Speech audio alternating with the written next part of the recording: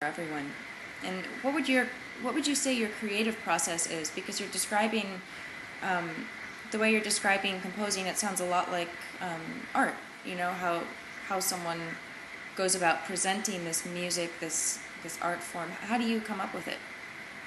Um, my wife is a visual artist, and I spend a lot of time with visual artists, and I Mm-hmm. actually think of it that way. I think, I like to try to imagine things which haven't been done before, not from a novelty value or a Mm-hmm. shock value, but I think about it in terms of emotion. One of the things that I like about about music.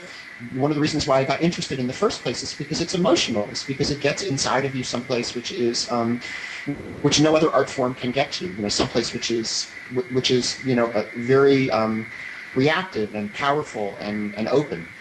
Um, and one of the things that I've always felt about classical music is that it exists with all these sort of noble emotional goals. It's about life and death and love and power and honesty and nobility and all of this. And on the one hand, those are really great. But if I think about the emotions that I go through every day, there's like, minor happiness with a tinge of regret and openness and optimism, but with a little bit of fear of inadequacy. And the emotional range of my own personal life is not about those lofty goals. It's about something else. It's just about fear of tomorrow. Um, so I sort of feel like one of my missions is to figure out how to make these little projects in music which maybe make some of those other emotional things which are more like my real life, that Mm-hmm. make those sort of more accessible. Does that make Yeah, sense? that makes a lot of sense. Then, You know, do you have patterns day to day? Like, do you write at a certain time of day that's most productive? I used to not have any schedule at all, but now I have three children. So, they get out in the morning and they go to school, and I realize, okay, for these few hours, I have to be productive because when they come home from school, my life is over. And it's actually been really good for my organization. So I'm pretty organized. I write every morning, or at least, you know, um, at least it looks to the outside like I'm writing every morning. Whether or not it actually works, I don't know. But that's pretty much my schedule. And you wrote an opera recently which got a Pulitzer. How have both the opera and the Pulitzer changed your life as a musician? I guess, well, composer. I think of composers as musicians, obviously. Yeah, thank you. That was very kind of you. Um, uh, it's actually been really great. I mean, I have to say, I basically I don't like prizes because I feel like they kind of distort the way the music world works. Hmm. And I feel kind of creepy on one level because I'm no smarter now than I was the day before I won the Pulitzer. I'm no better a musician, Yeah. and I also feel like on some level, the only thing that you want as a composer, and probably as a musician, and probably as a person, is to be taken seriously. That's all you really care about. Is you work really hard, Yeah.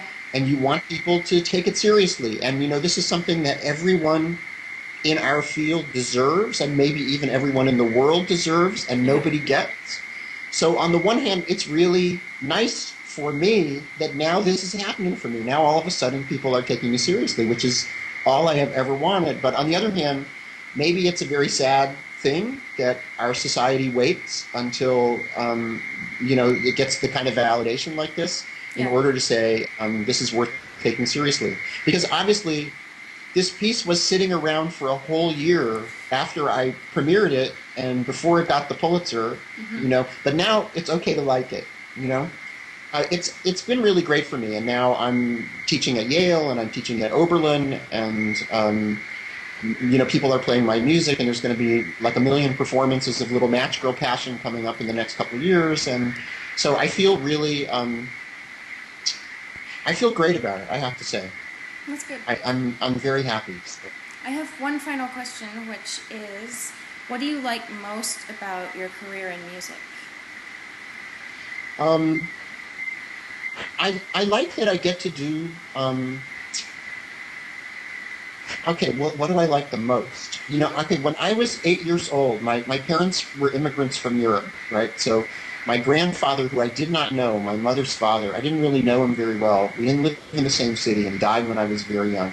But I remember when I was 8 years old, and he pulled me aside. It was the longest conversation I ever had with him, which was maybe one sentence long. And he just said, "One thing I can tell you, David, never work for anyone else. Never." And I sort of feel like that got into my classical music thinking. It's sort of what I really like about being a composer is that I get to decide what the issue is, and I get to decide what interests me. I get to actually follow my imagination wherever it will lead me.